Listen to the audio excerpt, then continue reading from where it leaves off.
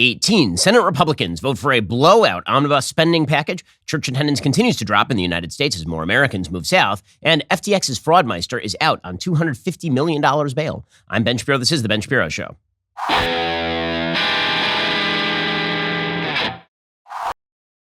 Today's show is sponsored by ExpressVPN. Thousands of my listeners have already secured their network data. Join them at expressvpn.com/Ben. Well, the Republican Party is absolutely incompetent. I mean, there's no other way to put this. What exactly has the Republican Party accomplished in the last, say, 4 years? The last time the Republican Party accomplished anything is when President Trump was president and Republicans had unified control of the House and the Senate. And since then, they've been absolutely incompetent at everything. So incompetent that the Republicans in the Senate distrust the Republicans in the House to the extent that they voted along with Democrats by a huge margin in order to advance a $1.7 trillion omnibus spending package, 4,155 pages long. And the question is, why exactly they would do this? Why would Mitch McConnell, as well as the other 17 Republicans who voted in favor of this thing in the Senate, why would they do that? I mean, because this is a pretty broad spectrum group of people who voted in favor of the omnibus spending package. It included people like McConnell, of course, but also it included Richard Shelby, Roy Blunt, John Boozman of Arkansas, Shelley Moore Capito of West Virginia, Susan Collins of Maine, John Cornyn, Tom Cotton voted in favor of it, Lindsey Graham, Jim Inhofe, Jerry Moran, Lisa Murkowski, Rob Portman, Mitt Romney, Mike Rounds, John Thune, Roger Wicker, and Todd Young. These are not all, quote-unquote, moderate Republicans. Some of these people are pretty conservative. Tom Cotton is a very conservative senator. Jim Inhofe from Oklahoma is a very conservative senator. They voted in favor of this omnibus package anyway. Now, Kevin McCarthy, who wants to be Speaker of the House. It is still not clear whether he actually has the votes to be Speaker of the House in the upcoming Congress. He had threatened, along with a bunch of other Republicans in the House, that if these senators voted in favor of the omnibus package, whatever their priorities were in the next Congress, the next Congress would not take up those priorities. Richard Shelby of Alabama, he said he's focused on being Speaker. If I were in his shoes, that's what I would be focused on, trying to get enough votes. But I don't think that intimidates anybody. So what exactly happened here? Well, the answer from a political point of view is pretty obvious. The Republicans in the House are a fractious bunch. The majority that Republicans are going to have in the next Congress is extraordinarily slim. I mean, we are talking about single-digit majority in the next Congress. And because of that, that means that the Republican Party is going to have a very difficult time actually marshaling a majority on many of these votes. Republicans are slated to have 222 votes going into the next Congress. You require 218 for a majority, which means they have a slim 4-seat margin. And if anybody is sick inside the Republican caucus, turns into a 3-seat or a 2-seat margin. When you're talking about a caucus of 222 people, there's a good shot that many of those people are not going to be there on an everyday basis. Some are going to be back home. Some will be sick. Some of them are going to just be drunk. A lot of drunks in Congress. Whatever the reason, that slim margin means that the most radical elements of your party are going to have control of the party unless you have very strong leadership. Now, one thing you can say for the Democrats is that they do have very strong leadership. Nancy Pelosi, as much as I dislike Nancy Pelosi, she threaded the needle with an extraordinarily slim Democratic majority. Now, she, of course, was working with a Democratic president and a Democratic Senate, so she had a lot of leverage to use. If it had been only a Democratic House, then it is unclear exactly whether she would have had the leverage that normally should be seeking. The Democratic Party also happens to be a lot more ideologically coherent than the Republican Party at this point. The Democratic Party has essentially nobody in it who is pro-life. The Democratic Party is fairly unified on economic matters. They have some divisions on foreign policy matters. But overall, the Democratic Party is left. The center left has basically gone away. It is left and then radical left. The Republican Party has a broad swath of people, ranging from, if you look in the Senate, people like Lisa Murkowski, all the way out to people like Ted Cruz. And what that means is very hard to cobble together a majority. If you look in the House, the same sort of thing applies. You have people in the Freedom Caucus, and then you have people who are kind of left-leaning Republicans from New York or from California. What that means is that there is no margin for error in the House. And if there is not a leader who is capable of actually whipping the votes, then the Republicans in the Senate are very much afraid that what you'll end up with is a government shutdown. And this is the thing Mitch McConnell fears more than anything else in life, is another one of these government shutdowns that ends with Joe Biden sitting there and laughing at the Republicans as he waits for their approval ratings to crater leading up to 2024. And so basically what happened here is that the Republicans in the Senate did not trust the leadership in the House enough to say that when you guys take the majority, we think that we can work with you in order to come up with a cohesive strategy. And at this point, McConnell doesn't even know who he's negotiating with. Again, this is not making an excuse for McConnell. This is explaining the logic behind what McConnell is doing. There is a logic. The answer to that logic is that McConnell, other members of the Senate, they should attempt to work with members of the Republican House in order to find a consensus candidate for Speaker if they don't think McCarthy can get the job done. Right now, they don't even know if they're negotiating with McCarthy because it is not clear, thanks to Matt Gaetz and some of the other sort of more right-wing Republicans in the House, some more of the sort of Trump MAGA Republicans in the House. Many of them have said that they will not support, under any circumstances, McCarthy for Speaker. And remember, again, he has a 4-seat majority, which means that if 5 of them say no, and all the Democrats say no, McCarthy ain't the Speaker. And we have this kind of bizarre spectacle right now of a bunch of Republicans in the House who have no plausible alternative for the Speaker of the House saying they will not vote for McCarthy. And so McConnell doesn't even know who he's negotiating with in the House in order to craft a future strategy going in January. So the easy solution for McConnell was, we vote in favor of this omnibus. We assume that there will be no actual electoral blowback because, honestly, when was the last time there was electoral blowback to a Republican for spending too much? It just doesn't happen. It really doesn't. And the American people don't like spending all this money, and they tend to punish the party that spends the most money. But if both parties are spending the money, nobody gets punished. It's sort of a prisoner's dilemma. If you look at game theory, what game theory sort of suggests is that when you have a situation in which the second best option for both parties, not the first best option. The first best option is you win, they lose. The second best option is sort of the you both lose scenario is sort of the second best option in prisoner's dilemma. When both parties spend, then what you end up with is nobody loses, essentially. Both parties kind of lose, or the country loses, but neither party actually loses because there's nobody held accountable for the spending. We'll get to more on this in just one second. First, are you tired of overpaying for your wireless network? You should be. You've been doing it for a very long time. Get Talk Text Blazing Fast Data for just $30 a month instead. Pure Talk gives you the same network, the same towers, the same coverage as the other guys, but at half the price. So why would you pay more for the same exact coverage? Again, you're on the same tower network as one of the big guys, but you're getting all of the service for like half the price. Pure Talk's US-based customer service team makes the switch incredibly easy. You can feel good knowing you're supporting a veteran-owned business. When you go to puretalk.com and enter code Shapiro, you save an additional 50% off your very first month of coverage. There's no reason to pay Verizon, AT&T, or T-Mobile over $80 a month for wireless services when you can get the same exact service on the same network at Pure Talk for half the price. So head on over to puretalk.com, enter code Shapiro, save 50% off your very first month of coverage. That's puretalk.com, promo code Shapiro for 50% off your very first month. Pure Talk is simply smarter wireless. Again, head on over to puretalk.com, promo code Shapiro, get 50% off your very first month of coverage. Why would you spend a bunch of money when you don't have to? Instead, head on over to my friends over at puretalk.com. Also, as you may have noticed, I have 3 kids. I have a 4th on the way. We're getting a puppy. Sleep is going to be in short supply at the Shapiro household, which is why I rely on Black Rifle Coffee. But Black Rifle Coffee doesn't just make the world's best coffee. They also will provide you everything you need for that Christmas shopping list. Black Rifle Coffee Company is helping you knock out that holiday shopping with a ton of awesome new product this year. Designed for folks who love country and coffee, you can shop Brewing Gear Thermoses, mugs, and apparel for 10% off with promo code Shapiro. Black Rifle sources the most exotic roasts from around the globe. All coffee is roasted here in the United States by veteran-led teams of coffee experts. Every purchase you make with Black Rifle helps support veteran and first responder causes. DailyWire Plus kitchens are stocked with Black Rifle coffee. Yours can be and should be as well. Head on over to blackriflecoffee.com. Use promo code Shapiro for 10% off coffee, coffee gear, apparel, or when you sign up for a new coffee club subscription. That's blackriflecoffee.com. Promo code Shapiro for 10% off. Black Rifle Coffee, supporting veterans and America's coffee. Go check them out right now, blackriflecoffee.com. Use promo code Shapiro for 10% off. So McConnell and these other Republicans are voting in favor of this thing in order to take a government shutdown or a debt ceiling fight off the table for the next year because they don't even know who they're negotiating with in the House. Once again, lack of Republican leadership is an astonishing thing right now. It really is a problem. The Republican Party used to be a vehicle for victory, as I've talked about, because all parties are supposed to be a vehicle for victory. They're not supposed to be ideological tentpoles. They are just repositories of political momentum. This is why you see parties replaced sometimes. This is why you see Donald Trump able to completely hollow out the inside of the Republican Party and just take that sucker over. Because again, whoever wins tends to have the momentum, can take over the party. But what if there's nobody actually there to create a cohesive victory strategy for the Republican Party? And what if many of the tools that the party used to use to punish people, so for example, punishing senators at the state legislature level for not doing what the state wanted them to do, that's gone away thanks to the 17th Amendment. Or let's say that in the House, it used to be that the party would punish you by taking away your committee assignment, or would punish you by trying to primary you. Now the party doesn't do any of those things.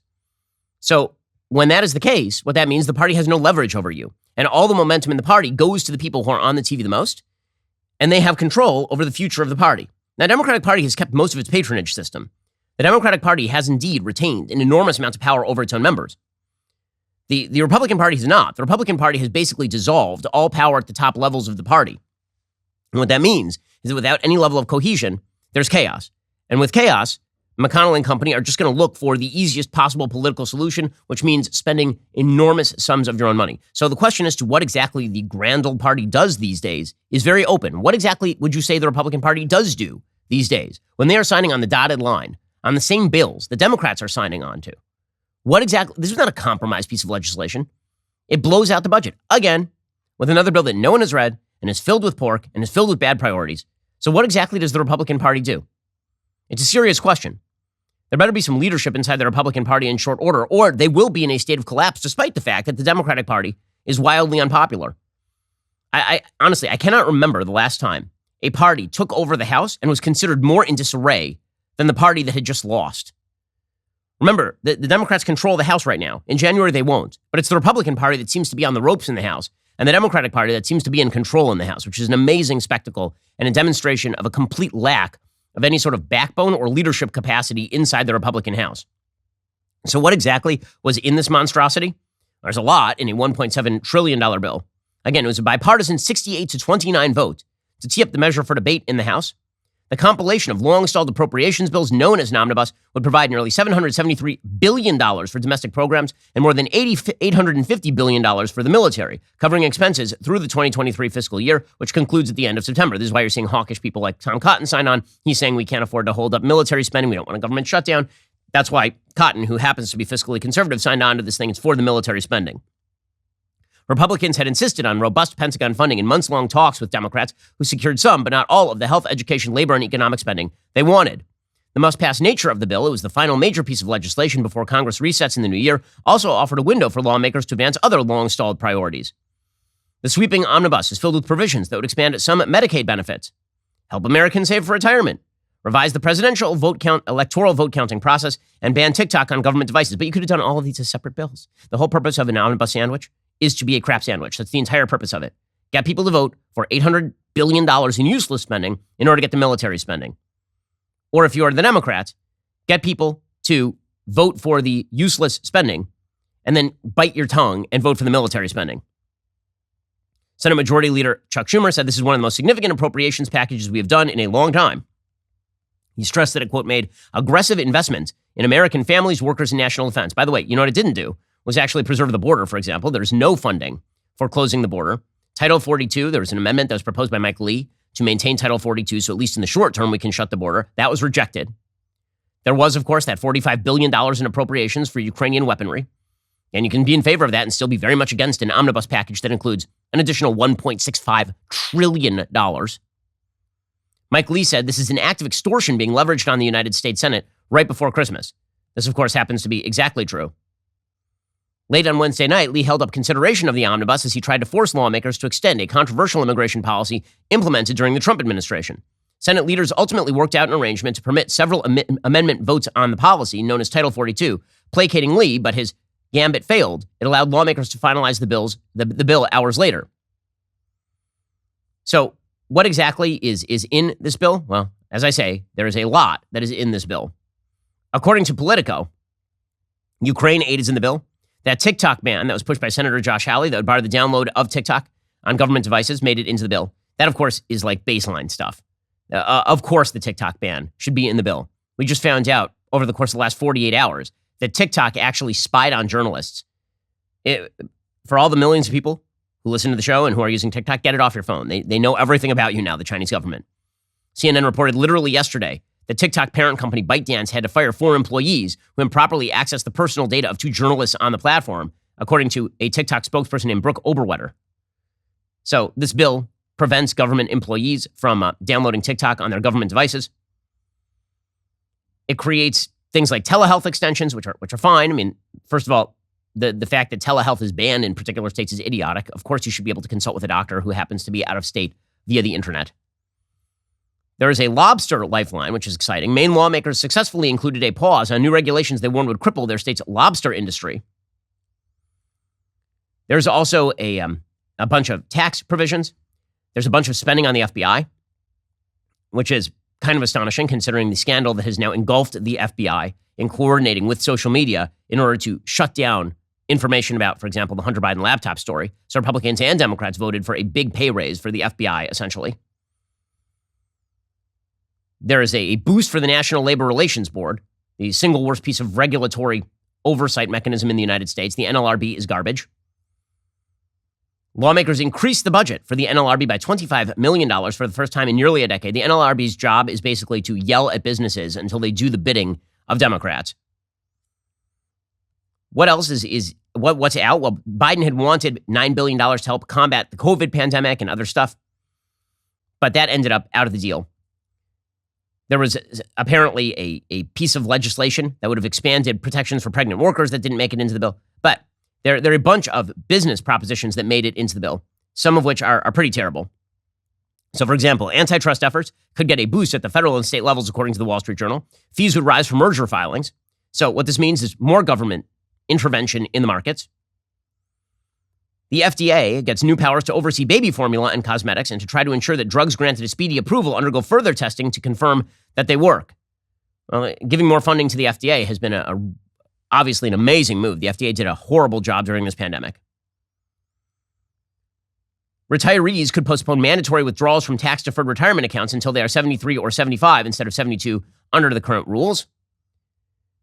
The legislation makes it easier for the president to release heating oil from the Federal Reserves. I mean, it's an agglomeration of just nonsense. I mean, there's some stuff here that's good, and there's a bunch of stuff here that's really bad. But what this really means in the long term is that we are not getting our spending problem under control, and we are, by the way, inflating the currency in the middle of an inflationary cycle. Inflation still has not come down, and the Congress's solution is, what if we toss another $2 trillion in spending in there? Now, this is part of a broader problem that's about to engulf Western markets, which is that governments just keep spending and spending and spending and spending. And they can try to crack down on inflation with their central banking procedures, but they're not going to be able to stop the economic stagnation that's to come when you just spend too much money. As Margaret Thatcher once said, eventually you run out of other people's money. And that is what's going to happen in Europe. Investors are bracing for European governments, led by Germany, to flood the market with new debt next year as they spend heavily to shield their economies from high energy costs, according to the Wall Street Journal. Governments in Europe are expected to increase bond issuance by 10% to 1.2 trillion euros in 2023. It's equivalent to about $1.27 trillion. That comes as the European Central Bank steps back from its role as a voracious buyer of Eurozone government bonds, with plans to start shrinking its bond portfolio starting in March. So this flood of new debt from Germany and other Eurozone countries means that they are going to start issuing more debt. It means that you're going to see larger debt and deficits. And this means, in the end, economic stagnation. It also means, in the United States, when you look at the measures that the White House is currently taking, when you spend this much money and when you encourage people not to work, what you end up is less people in the workforce, which means that by all democratic governing strategies, when you have created a piece of policy that fails, you then create a piggyback piece of policy that also fails. According to the Wall Street Journal, top White House economic officials are considering a renewed push for a suite of policies aimed at luring more Americans back to work. You know what we used to call it to lure Americans back to work? Paying them a salary. It used to be in this country. You didn't have to lure people back to work. People looked for work in this country. Why have to lure people? Like, what bizarre notion of markets is it that you lure people to work? The lure was the pay. You don't have to have the government luring people back to work unless the government is also paying people to stay home. So there's a quick solution for that. Stop paying people to stay home. So what exactly is the White House going to do? They're now talking about an enhanced child care and elder care benefit as they hammer out priorities for the coming year. The question of how to find enough workers has emerged as a significant issue as the country emerges from the pandemic, with a smaller share of adults working or looking for work than in early 2020. White House economic officials expect to brief President Biden on their thoughts over the holiday break as the administration shapes its agenda for 2023 and plans for Biden's State of the Union address. Brian Deese, director of the White House's National Economic Council, said to the Wall Street Journal, quote, "Where are places where we can lower price pressures on the economy, lower costs for consumers, increase the productive potential of the economy? The things we prioritize and focus on will be in that area." He didn't make clear exactly what that would look like, but the White House is going to push for paid family leave, universal pre-K, permanent expansion of the child tax credit, etc. So again, the idea is going to be that we are going to give you additional benefits from the government side if you go to work, as opposed to, taking away the benefits that we are currently giving you to stay home and sit flat on your ass for years on end. Which means more spending, of course, and forever. Will Republicans actually stand up to that? Totally unclear. Because, let's be real about this. If what we just saw in the Senate Republicans voting for an omnibus package with Democrats in order to avoid negotiating with Republicans, there's no reason they can't do that next year. If the Republicans take over Congress, and if the new speaker, whoever it is, Kevin McCarthy or anybody else, is unable to wield a durable majority in the House, you could see a bunch of Republicans just peel off and vote with the Democrats and start advancing Joe Biden's priorities. That's how weak the party is right now. Now, the predictable result of all of this is that you are going to have a stagnating economy in the very near future. The U.S. labor market continues to remain very tight because, again, we spent trillions of dollars to keep people at home. People continue to spend money. This continues to drive up the inflation rates, which is going to mean that the Federal Reserve has to drive down all of the inflation rates through higher interest rates, which is going to mean long-term economic stagnation. We'll get to more on this in just one second. First, the situation in Ukraine obviously continues to be a disaster area. Russia has actually upped the ante, given the fact they're not doing particularly well in the field. They are now striking out at the electrical grid in Ukraine, so things are getting uglier. My friends at the International Fellowship of Christians and Jews have been working in Israel, Ukraine, and the former Soviet Union for more than 30 years. They've never seen hunger and suffering like they are currently seeing in Ukraine, which is just one reason I'm asking for your help. Norman is an 84-year-old Holocaust survivor. He's been blind since birth and lives in a Jewish old age home in Odessa, Ukraine. With so much infrastructure destroyed over recent months, Norman has been without heat or clean water. The International Fellowship of Christians and Jews has supplied blankets, foods, and other essentials to help Norman survive through the winter. They're doing this for hundreds, if not thousands, of other people as well. In this season of giving, please consider donating to the International Fellowship of Christians and Jews. They're on the ground providing generators, building wells, providing medicine and food boxes in this dire situation. Just $45 can ensure warmth, food, and clean water to Jewish kids and the elderly in need. Right now, the International Fellowship of Christians and Jews has a special matching challenge. Your donation through the end of 2022 will double in impact. Your tax-deductible gift will be multiplied twice to help provide twice the winter necessities and save lives. Head online to benforthefellowship.org or text Shapiro to 41444. That's benforthefellowship.org or text Shapiro to 41444. This is the direction in which the economy is going to move. And Democrats can't stop, won't stop. They're going to continue to push broader spending initiatives that please their most ardent fans. This is why, for example, Rashida Tlaib and Cori Bush are still out there doing TikTok dances in order to encourage Joe Biden to cancel student loan debt. And if you think that Joe Biden won't try it again, he will. What you doing? What you doing? Where you at? Where you at? Oh, you got plans. Oh, no. Yeah. Nothing worse than Congress people doing TikTok. I mean, first of all, no one should ever do TikTok dances. Are you an adult? Be an adult. But aside from that, also you shouldn't be on TikTok because they're going to steal all your data. So you have Congress people on TikTok giving their data to the Chinese while doing videos about canceling student loan debt. Both of those people, I believe, went to college, which is a good reason why you should never relieve their student loan debt, ever, ever, ever. And again, the Democrats will continue to pursue really bad policy. The question is, do the Republicans have any power to stand up to it? One of the funniest things about the Democrats' bad policy, by the way, is that they have to spend a lot of time pretending that the bad policy doesn't actually exist. So Mayor Eric Adams is about to be hit with 1,000 illegal immigrants a day once Title 42 ends. I mean, this is what New York City is actually foreseeing. He says that Joe Biden is doing fine on the border. Things are great. Chuck Schumer, New York senator, managed to negotiate an increase from $150 million to $800 million for the cities that receive asylum seekers. And we're told, according to multiple sources, that New York City is positioned to receive a large batch of that amount. So here's New York City Mayor Eric Adams responding to that news this week. I think the president has a good understanding of how this is a real issue. We were able to get this omnibus bill, it has the money in it that we need, some of the money in that we need. This is a national issue. And that's my conversation with the president's team. So this is the same mayor who was yelling at Greg Abbott for shipping a few illegal immigrants up to New York City, but he's saying that Joe Biden is doing an amazing job. Listen, there are gaps in the Biden Democrat policy wide enough to drive a Mack truck through. Joe Biden's approval rating right now is in the low 40s at best. And yet Republicans seem utterly incapable of taking advantage of that. Now, one reason for that, of course, is that the media are completely in the pocket of Democrats. Nancy Pelosi, who is now leaving her position as Speaker of the House, she won't be the House Minority Leader either. Hakeem Jeffries is about to take that over. She gave her last weekly press briefing yesterday as Speaker of the House with apparently a bunch of crumbs on her jacket or something.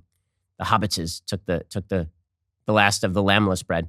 But Nancy Pelosi, she actually, this is my favorite thing about the relationship between Democrats and their Praetorian Guard, is that they don't even pretend that the reporters aren't their best friends.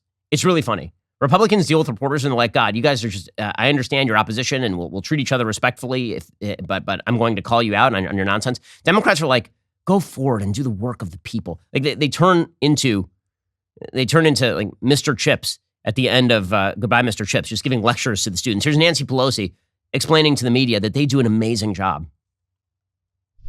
As you know, I thought last week might have been, but this is my final weekly press conference, and some of you have been covering Congress for a long time. Others are new. All of you are guardians of democracy. You've heard me say again and again, if there were one freedom in the First Amendment, the freedom of the press, that would be the one that protects and defends all the other freedoms. It must be wonderful being a Democrat when you have an entire legacy media dedicated to your preservation and glorification. It must be just absolutely wonderful. And that's why you're able to move forward with terrible policy repeatedly. Now, the Democrats don't just rely on the media in order to push forward their policy. They have a bunch of forces working in their favor. 1, Republican incompetence. 2, the media being their absolute best friends. And 3, the ability to misdirect because of 1 and 2 to issues that do not actually take top priority for the American people, but they can spend inordinate amounts of time on. So Joe Biden made his Christmas address the other night. He's able to mix religion and politics so long as the religion is so watered down that it doesn't actually hold by anything. This is the rule in American politics, is you're allowed to make religious appeals, but only to things that have nothing to do with religion or to a vague sort of spirituality that has nothing to do with the actual gospel if you're Christian, for example. So Joe Biden, he used Christmas as a time to talk up what a unifying man he was. I noticed that he wasn't in front of Independence Hall yelling at his political opponents and calling them fascists this time while calling for unity. Instead, he was in front of a bunch of twinkly lights over at the White House and explaining that he was a very unifying man. I sincerely hope this holiday season will drain the poison that has infected our politics and set us against one another. I hope this Christmas season marks a fresh start for our nation, because there's so much that unites us as Americans. Well, actually, there is increasingly little that unites us as Americans. This is actually what the Census Bureau is now showing. There are a couple of pieces of data that have come out in the last 24 hours showing that when it comes to the fundamental bases upon which we predicate our social fabric, many of these things are wearing away. And this is why you are seeing a big sort happening in American life. So there's a certain irony to Joe Biden, who's a deeply anti-religious figure. If you look at his social policy, transing the children, same-sex marriage, and these are policies that are directed against traditional religion. There's a president who has suggested that basically, if you're a traditionally religious person, your religious practice needs to end at the front door of your home or at the side door of your church. That's where your religious practice ends. And even there, he's basically saying we can do that for now, but not for very long. He's banking on the fact that in the United States, church attendance has been dropping, that religious adherence has been dropping. Because if you get rid of the church, then the God becomes the state. These two things tend to merge. Human beings have a religious impulse. They want to follow something. And Joe Biden believes that what people should follow is the moral suasion of government. And so he does have some forces working in his favor here, including the lack of religious traditionalism in America right now. According to Hannah Blow, reporting for Breitbart, church attendance and general belief in God has dropped in the United States over the past few years, according to recent surveys.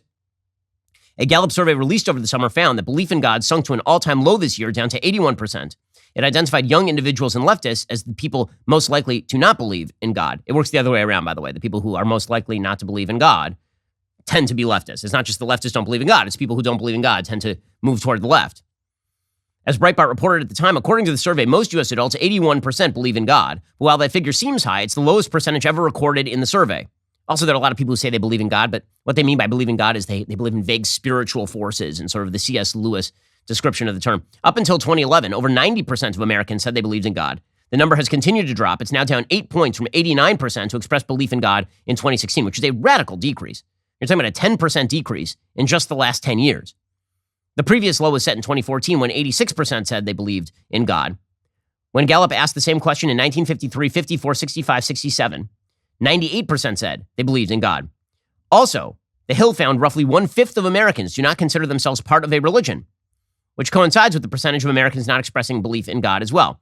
And again, this leaves out the fact that a huge people who say that they are part of religion aren't actually adherents to the specific tenets of the religion. I mean, Joe Biden says that he's a religious Catholic, and then again promotes a bunch of policy that is directly against the doctrine of the Catholic Church. Same thing for Nancy Pelosi.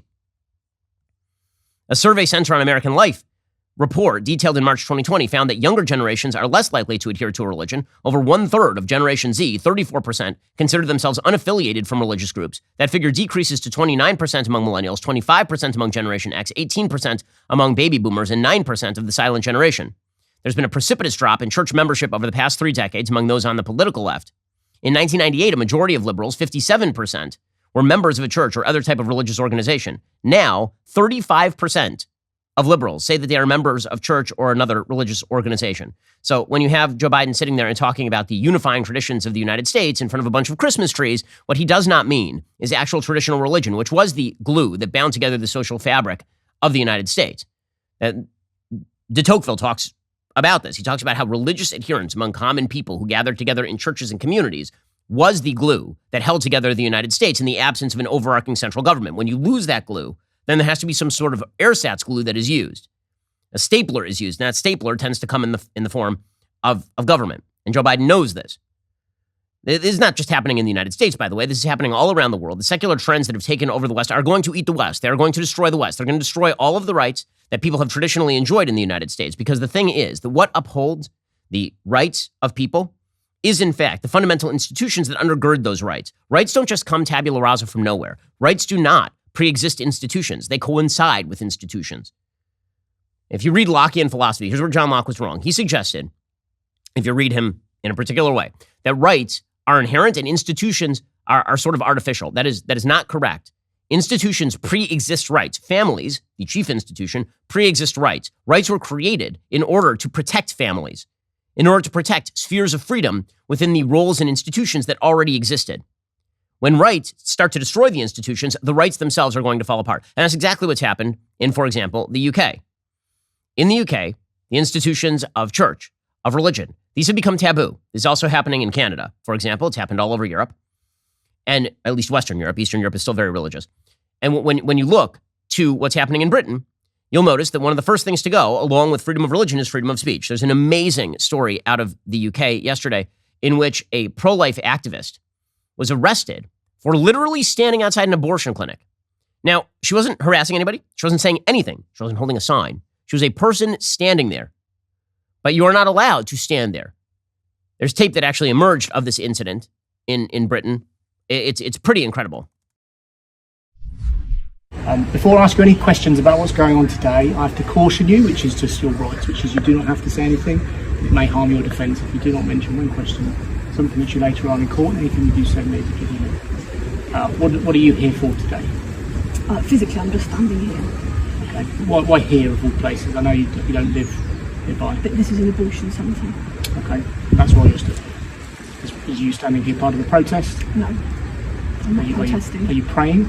I might be praying in my head out loud. So I'll ask you once more, will you voluntarily come with us now to the police station for me to ask you some questions about today and other days where there are allegations that you've broken public spaces protection order? If I've got a choice, then no. Okay, well then you're under arrest on suspicion of failing to comply with the public spaces protection order. Okay, so the public spaces protection order says that you are not allowed to stand outside an abortion clinic not doing anything. Right? Any other place in the UK, you can apparently just stand there. I mean, they could have arrested her for loitering or trespassing. They don't. They're arresting her because she is silently praying in her head without moving her face. You think that rights matter in the UK? They do not. We're not even talking about freedom of religion. That'd be like freedom of speech. How about like freedom of standing there? According to Fox News, Isabel Vaughan Spruce, director of the UK March for Life, was standing near the BPAS Robert Clinic in Kings Norton, Birmingham, in an area ADF UK called a censorship zone. When police approached her after an onlooker complained she might be praying outside the abortion facility, God forbid. And that would just be terrible if somebody were to pray. I mean, that's terrible. Birmingham's authorities established a buffer zone around abortion clinics, which makes it illegal for an individual to engage in any act or attempted act of approval or disapproval as it relates to abortion, and includes verbal or written means like praying or counseling. So it is now approval or disapproval to stand there, to literally stand there. Vaughan Spruce says, I was exercising my freedom of thought, my freedom of religion inside the privacy of my own mind. Nobody should be criminalized for thinking and for praying in a public space in the UK. She says, this is something I've pretty much done every week for around the last 20 years of my life. I pray for my friends who've experienced abortion, for the women who are thinking about going through with it themselves. Vaughan Spruce has stood near the abortion facility while it was closed 3 times and said she might have been praying. According to the ADF UK, police showed her photos of herself standing outside the facility and asked if she was praying, which she said she could not answer since she spent some time praying but got distracted at other times. Not praying the whole time. I mean, this sort of stuff, again, if you believe that the social fabric of the United States is going to withstand the secular encroachments that essentially argue against the rights of religion and speech, so long as they violate the tenets and belief system of the left, this is what you end up with in the UK. And so what you're seeing in the United States is increasingly a big sword, an ideological sword happening. We'll get to more on this in just one second. First, in case you missed it, my book club, Ben Shapiro's book club, returned last night for a brand new episode that is available to watch now exclusively on DailyWire Plus. We went through the Screw Tape Letters by C.S. Lewis. It's a phenomenal book. It's really moving. Has a lot to say about the human condition, about God. You must be an all-access member to watch. Trust me when I say you don't want to miss it. So head on over to dailywire.com/Ben. Become a member today. Watch the latest episode of my book club. That's dailywire.com/Ben today. Okay, so the decline of religion in the United States is actually causing a greater rift in the United States. The promise was that as religion declined in the United States, that secularism would take over, there would be sort of a vast blob, and we would all be part of that vast blob together, in which we got together under the auspices of government. Instead, what's happening is that people are fleeing the more secularized states, and they are moving to more religious states. Now, it also happens to be that a lot of those more religious states have broader economic protections, broader economic freedoms. This is one of the things that I think the left refuses to understand is, again, rights, particularly property rights, are very much connected to viable institutions that instill social trust. When you have a religious community, people are very respectful of other people's property rights, specifically because they know that their neighbor is not trying to screw them. And one of the things that Adam Smith talks about in his first major work, A Theory of Moral Sentiments, is the idea that you have to have viable social institutions, that people are motivated by sympathy, and this creates trust, and that when that trust exists, you can have free markets. Well, when you have societies in which that doesn't exist, you end up with Sam Bankman-Fried, as we'll get to in just one moment. But what you are seeing in the United States is a major shift in population. According to Pluribus News, the United States added more than 1.2 million residents over the course of the past year as population growth rebounded from pandemic-era lows. That is an increase attributed almost entirely to international migrants coming to the country. So that is partially our open border. But the more important part of this study, aside from the fact that we aren't having kids and we're importing population, the more important part of the study is where exactly population is being gained. Population growth is not even across the states. Almost all of the top 10 states that added the most residents were in the South.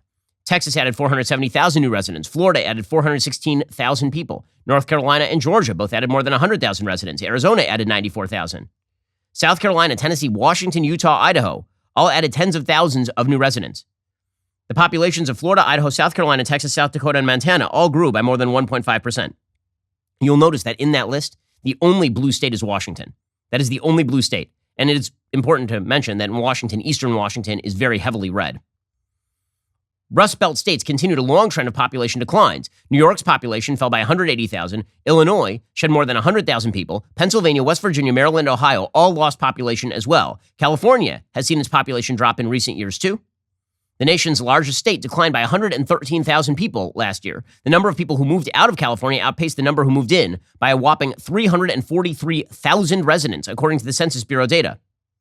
Nearly 300,000 New Yorkers moved out of the state over the last year alone. So when we're talking about, how many people overall left, some people moved in, but way more people moved out. Texas has now joined California as the only two states with populations north of 30 million. Florida, which only recently passed New York to become the nation's third most populous state, has more than 2.5 million more residents than the Empire State. So it is not a shock. All of these states in the South are becoming more red as they become more populous. Meanwhile, all of the states in the Northeast, in the Rust Belt, California, they are becoming blue as they become less populous. This makes perfect sense. A giant ideological sort is happening right now. And the states that are going to grow the fastest are the ones that provide for economic freedom. The states that are going to grow the fastest also happen to be the states with the highest levels of religious adherence. This is not a coincidence. The left wishes you to believe that freedom is dependent on freedom from godliness, freedom from religion, freedom from community, freedom from institutions. The only freedom that is dependent on that is sexual libertinism. All the other freedoms are actually very much dependent on viable social institutions that hold together a society built on trust. And when those institutions disappear, what you end up with is a less trusting America. Now, the great irony of what's happening economically speaking right now in terms of, say, Sam Bankman-Fried is that the entire basis of Bitcoin and cryptocurrency was supposed to be a trustless system. The idea was you don't need social institutions in order to trust the trustless system because obviously cryptocurrencies are reliant on the blockchain. The blockchain is all about verifiability and being able to track money through various mechanisms and being able to verify that certain transactions have taken place and that the money that is in your specific wallet is yours and all the rest. But people have a tendency always to rely on trust even when they should not. And that's how Sam Bankman-Fried took advantage of the situation. Yesterday, he was released on a $250 million bond with restrictions. Now, was he really released on $250 million bond? The answer is no. Nobody put up $250 million in collateral so Sam Bankman-Fried could walk around free. That's not exactly what happened here. Basically, the government pretended that they had set the bond that high in order so they could say that we're taking this super seriously. In reality, his parents basically put up their house as collateral. But the likelihood is that Bankman-Fried is going to spend an awful long time in prison. His release also followed an announcement by Damian Williams, the U.S. Attorney for Southern District of New York, on Wednesday night that two former executives of Bankman-Fried's businesses, Caroline Ellison and Gary Wang, had pled guilty to federal fraud charges and were cooperating with prosecutors. Those charges against the executives are likely to further complicate Bankman-Fried's defense. The criminal investigation into FTX and its related entities have moved with startling speed. In under 2 months, FTX went from a flourishing exchange to a bankrupt entity whose executives are facing criminal charges for some of the financial world's most serious violations. Prosecutors have said that Bankman-Fried's crimes led to the implosion of his exchange and billions in customer losses. So, again, this is what happens. Even a trustless system, it turns out, people tend to want to trust people. They do want to trust people. And when you have a system in the United States, more broadly speaking in the West, that undermines fundamental bases of trust because we don't have the same values anymore. And what is supposed to replace it is kind of niceness and civility, as opposed to common standards of behavior and common goals. What you end up with is an airsat social fabric that is about as comfortable as nylon. It is not going to wear well. And that's what's happening in the United States writ large in terms of our civil society. So people are forming new civil societies, but they're doing so on the state level. Alrighty, guys, the rest of the show is continuing right now. You're not going to want to miss it. We'll be getting into the January 6th committee report, but more importantly, we'll be having on Dr. Robert Malone, famous for having been essentially censored by all of media for his questions about vaccination. If you're not a member, click the link in the description and join us.